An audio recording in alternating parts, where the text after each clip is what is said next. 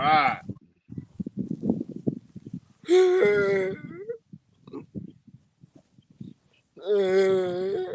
So we're doing potatoes, y'all. Well, Zach's doing potatoes. He is planting us some potatoes in the wild, not us. I hope it's us. Shoot, hopefully I'll be able to come out and try something. But so you're just doing ground this year than the bags, huh? All right, all right. Dude. Sorry, bro. I'm gonna try to keep it to a yes and no type question. My bad. My bad. Um, is the dirt soft enough? You think? Did you guys till it up pretty good? All right. Pops helped you with that because I'm doing something myself. Trying to get the dirt a lot softer because I think we didn't get as many potatoes last year as I was expecting because the dirt was real compact, lots of rocks, and stuff like that. I'll go into that when I show my stuff. I'm not planting much. It's your show, Zach. What you doing, man? All right, so Zach Attack is planting taters. Okay. I will be right back. Give me a second. I'll be right back. Zach, I forgot to look into those knee pads for you. I'll have to think to get that done in the next day or two.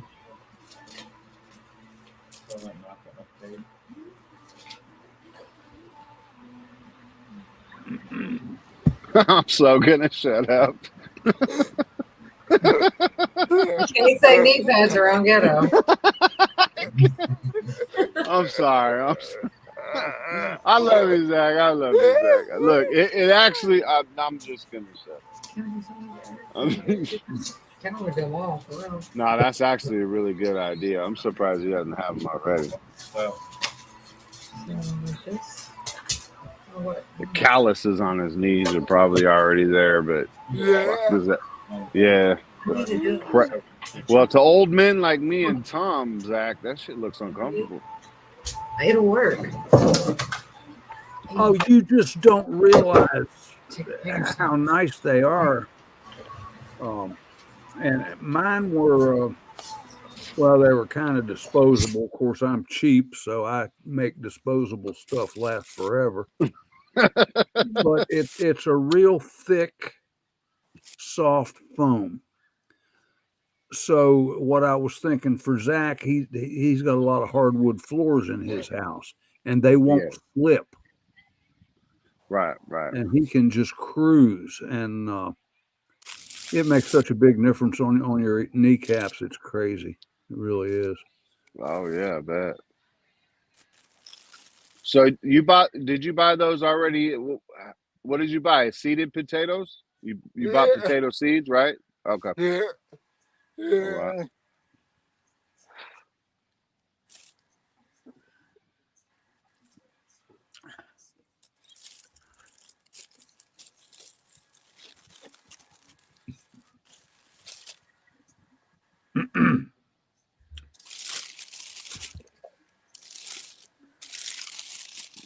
So did you do anything in the garden this year, Tom? Oh yeah, man, I'm all done. All right. What do we got? You still doing the buckets? I'm doing some buckets, and I cleaned out that old raised beds that I had, and it's full of cantaloupes and watermelons.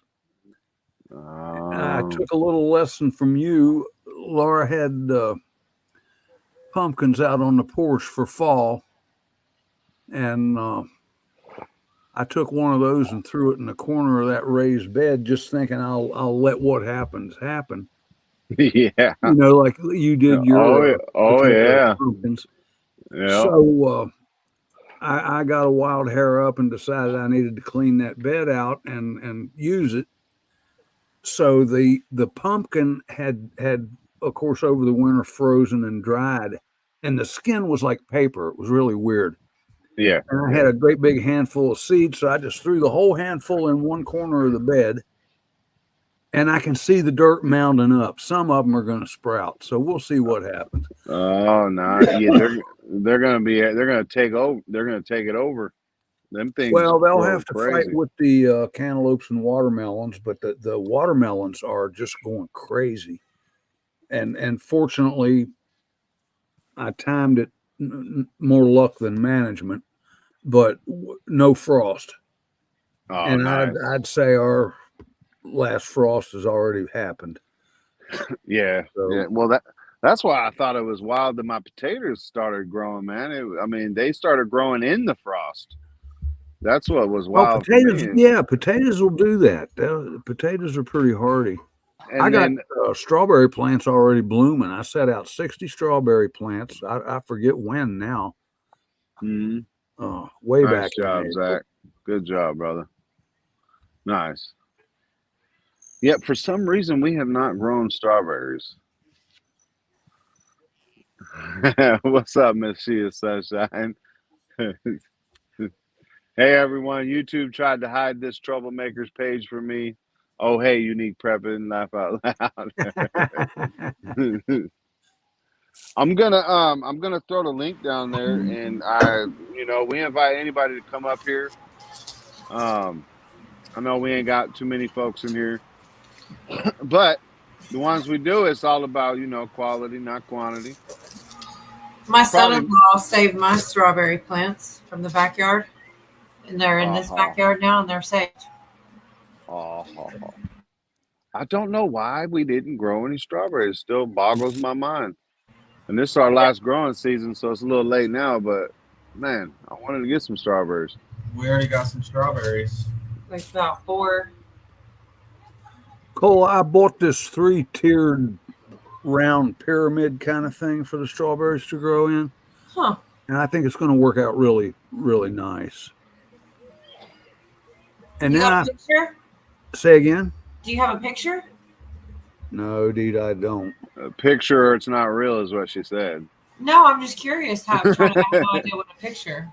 If you look up Gurney Seed Company, they sell it, so you can find it on that. But it's the bottom tier is about 3 feet in diameter, and then the top tier is about 2 feet in diameter, or the middle one, and then the top one's, I don't know, 1.5 feet or something.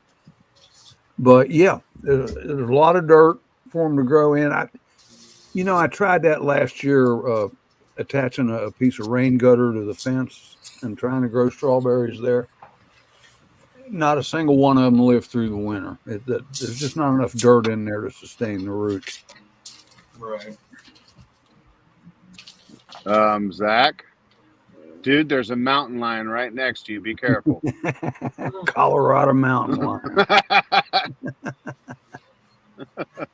And he's thinking, wow, what a nice litter box. Yeah.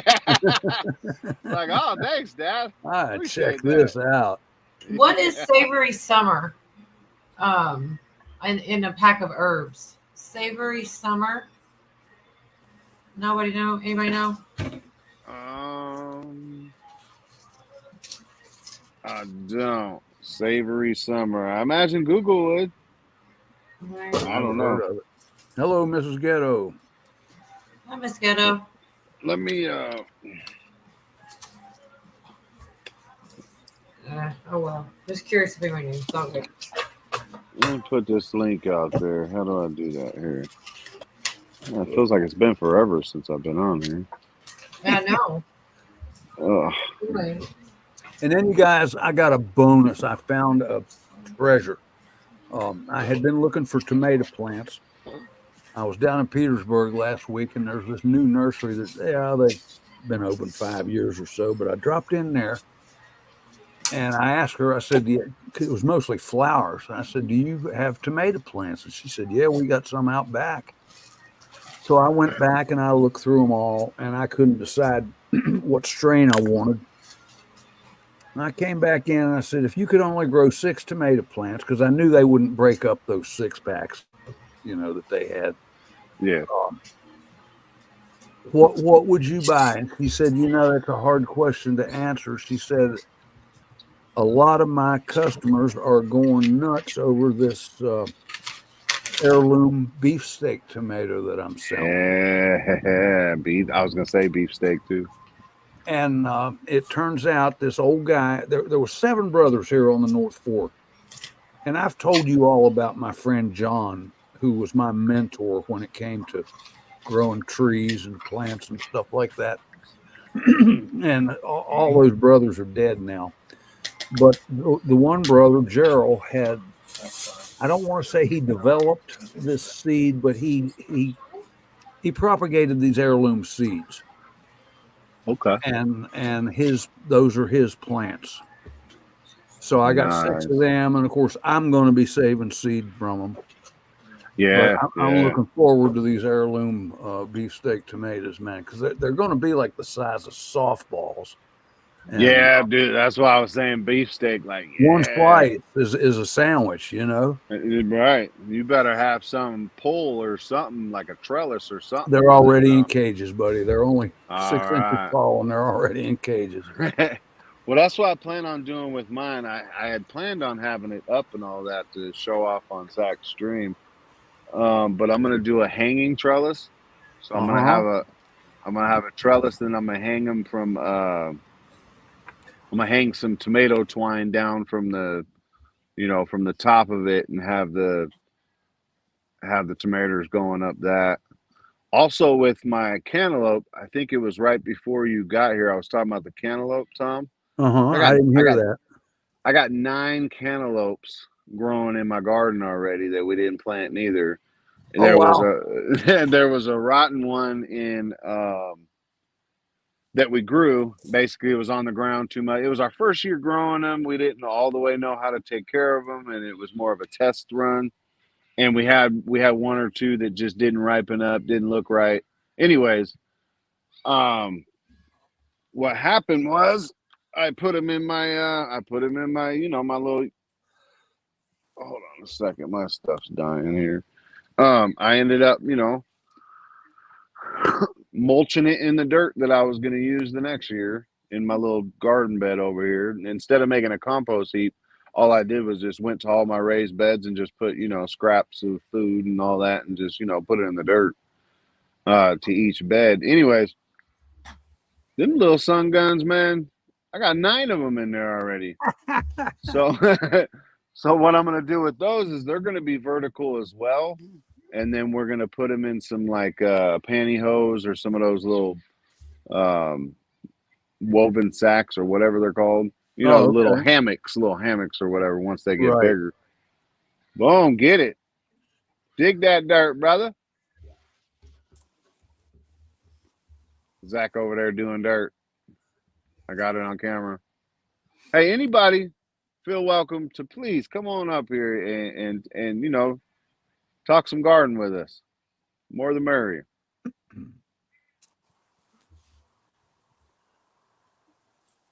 So Zach went ahead and went for ground for his potatoes, obviously, instead of his bags. I'm not sure why he didn't. You're not going to put any in the bags this year, Zach? No. No? All right. We're going to do something with our bags. I'm not sure. I think we might put a couple potatoes in there. I planned on doing it in my little potato bed I have here, but they went and took over. I just don't think they're going to grow that well. Good day, everyone. Thank you for joining me today as we reflect on the 2024 potato garden harvest here at Unique Prepping. I want to start by sharing a bit about how the harvest went this year and, more importantly, dive into why growing your own food is not just a fun activity but a necessity for our survival and independence. We live in a world where the government and large corporations have taken control of our food supply. But it's time we take that control back. Let's talk about why it's crucial for us to move away from relying on government-provided food, the dangers of GMOs, and even the harmful effects of chemtrails. I'll also share with you some lessons I've learned from this year's harvest and my plans for next year, specifically why I'm switching to raised beds for potatoes. First, let's talk about why we should even consider growing our own food. If you've ever planted a garden, you know that the satisfaction of pulling food out of the earth that you grew yourself is unmatched. But this goes beyond just personal fulfillment. It's about independence, self-reliance, and preparedness. We live in times where food shortages, inflation, and supply chain issues are more common than ever. The food in the grocery stores? It may not always be there, and even when it is, we have to ask ourselves, is it really good for us? Relying on government-provided food can make us vulnerable to these disruptions. More than that, the quality of food has changed drastically over the years. The nutrient levels in mass-produced food have diminished, and what we think of as fresh produce is often not as fresh as we believe. That's why taking control of our food sources by growing our own is so important. It's healthier, it's cheaper in the long run, and it gives us the peace of mind that we can feed our families no matter what happens. Now, let's talk about the food that is being provided to us, and why it's time we distance ourselves from it. Many of the foods available in supermarkets today are genetically modified organisms, GMOs. These crops are designed to be more resistant to pests and herbicides, but they come with their own set of dangers. Long-term exposure to GMO foods has been linked to health problems, including allergies, immune system disorders, and even infertility. These crops are often sprayed with toxic chemicals that remain on the food we consume. And that brings me to chemtrails, another topic that often doesn't get the attention it deserves. We see them in the sky, those trails left behind by planes.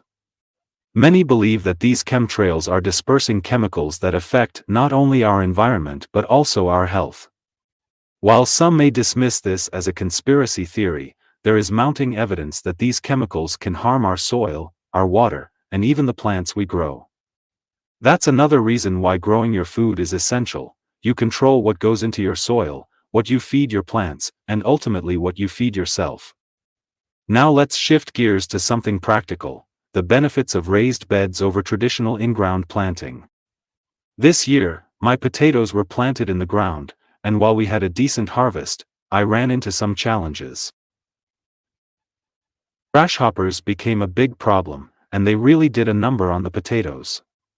After some reflection and research, I've decided to switch to raised beds next year, and let me tell you why. Raised beds offer a lot of benefits over in-ground planting. First, the soil in raised beds warms up faster in the spring, which means you can plant earlier and extend your growing season. The soil also tends to drain better, which is crucial for potatoes. If the ground is too wet, potatoes can rot. With raised beds, you control the soil composition and drainage, allowing for a healthier growing environment. Raised beds also make it easier to manage pests.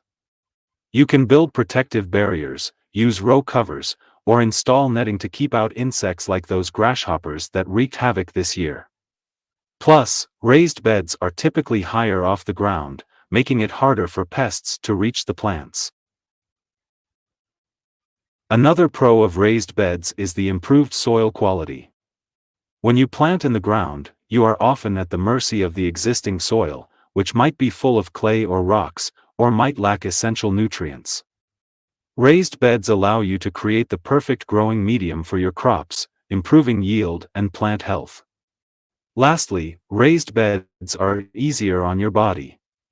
For those of us with physical limitations, bending over to tend to ground-level plants can be painful or even impossible. Raised beds are more accessible, making gardening enjoyable for everyone, regardless of mobility. But let's not forget there are some cons to consider as well. Raised beds can be expensive to set up, especially if you use quality materials like cedar or metal. You also need to fill them with good soil, which can be costly initially. However, in my experience, these initial costs are outweighed by the benefits they provide over time. On the other hand, planting directly in the ground is more traditional and less costly upfront. If you have fertile, well-drained soil, growing directly in the ground can work well. Ground planting allows plants to develop deeper roots, which can be beneficial in areas with less frequent watering. But, as I learned this year, In-ground planting also leaves you more vulnerable to pests and diseases, and managing soil conditions can be much harder. This year's harvest gave me a lot to think about. The potatoes we did harvest were good, but there's always room for improvement. Grasshoppers caused some serious damage, and while I tried different methods to get rid of them, it was clear that in-ground planting left me exposed to too many risks. I learned that it's time to change my approach. Next year, I'm switching to raised beds for potatoes.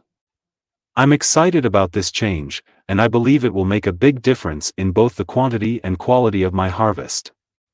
Raised beds will give me better control over pests, allow for healthier soil, and make the entire process more manageable. I'll also be experimenting with different types of protective coverings to keep those grasshoppers at bay. I want to leave you with this: growing our own food is no longer just a hobby, it's a necessity. As we see more food shortages, inflation, and a growing disconnect between the food we eat and where it comes from, we must take matters into our own hands. The dangers of GMOs, chemtrails, and the reliance on government-provided food are very real. But by growing our food, we take back control over our health, our independence, and our futures. I'm excited about the future of Unique Prepping's garden, especially as we move towards raised beds next year. The lessons we learn today help us prepare for tomorrow, and I encourage all of you to start your gardens if you haven't already. It's one of the best ways to prepare for whatever the future holds.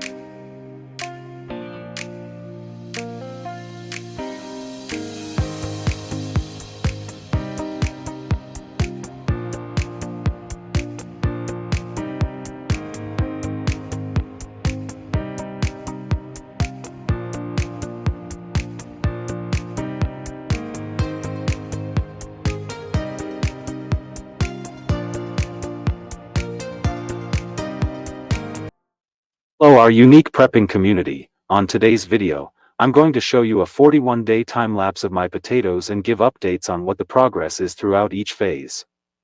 To begin, I'm going to start off with my planting of my seed potatoes.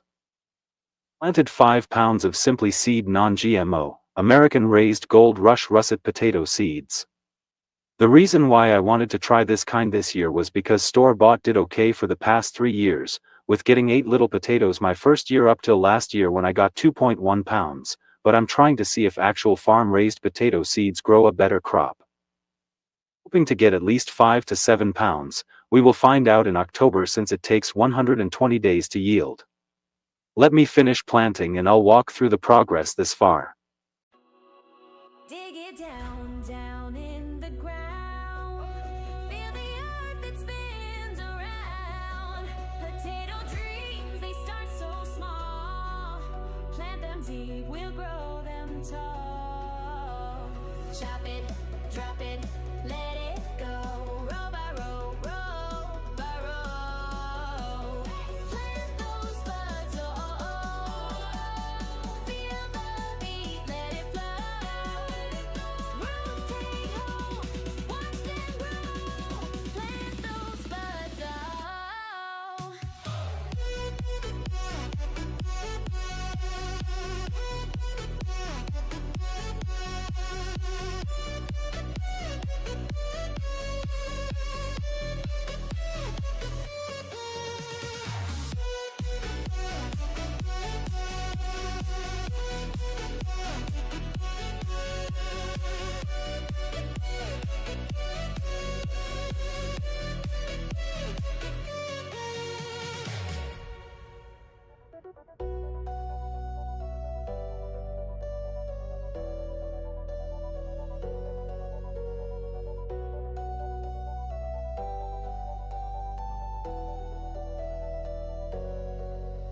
sunlight shines, it's on the rise. Water drips, it keeps the prize. Little seeds, they're breaking free. Future fries, just wait and see. Chop it, drop it, let it go. Roll by roll, roll, roll. Plant those spuds, feel the beat, let it flow. Roots take hold, watch them grow. Plant those spuds,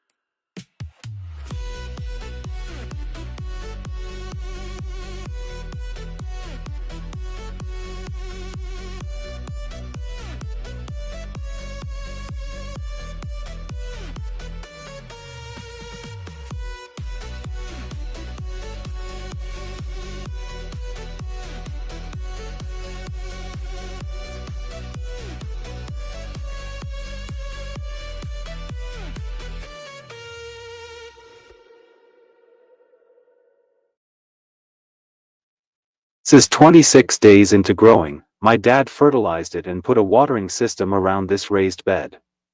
The plants look healthy and happy. We also are mounting the stock of the plants so roots can grow even further. This is very good progress.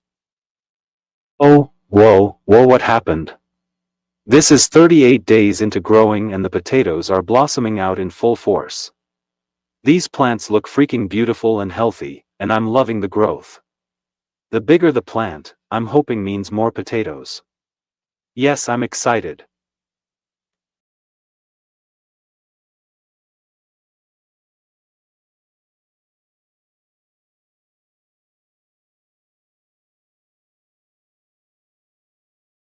Wait a minute. Are the potatoes blossoming flowers 41 days into the season? How freaking cool is this? Flowering typically means that the potato plant is entering the tuber initiation or bulking phase, meaning that energy is directed toward forming and enlarging. That's what she said. Whoa, pause, Zach. This isn't the time for that. Underground potatoes.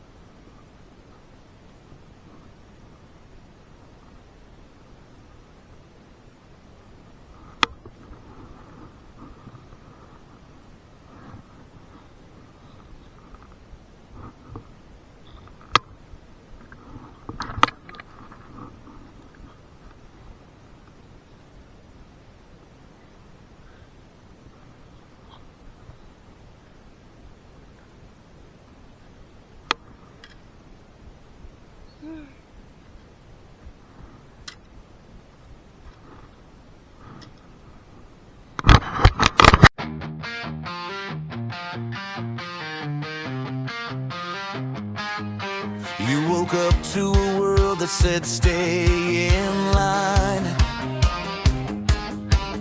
Your dreams too big, heart's too wild, you'll be fine.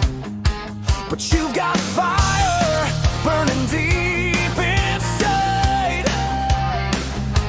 Don't let the fear rewrite your life. Every step you take, you're breaking through. Even when the voices inside shadow you, don't forget what you were made to do. The world's waiting on the light inside of you. Like, comment, share and subscribe. We're in this together. Prepare for the ride. Don't give up on your journey. Don't you let go of that flame. Your passion's got power, your dreams got a name. You're closer than you ever knew. If you need prepping, can do it, you can too.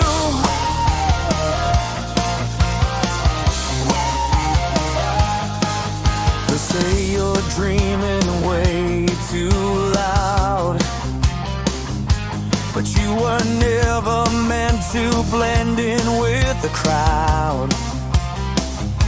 You've got a voice, so let it rise. You're not alone, we're on your side. You're the only you this world will see, so shine like only you can be.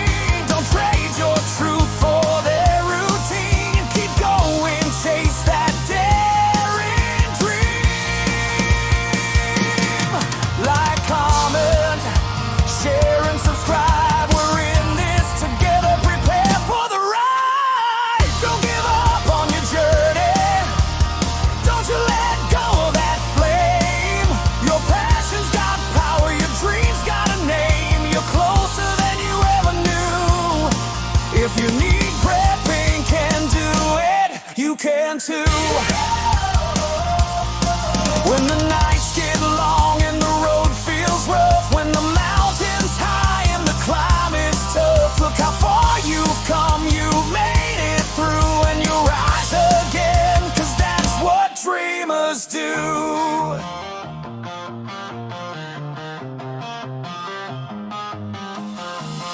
Don't give up on your journey.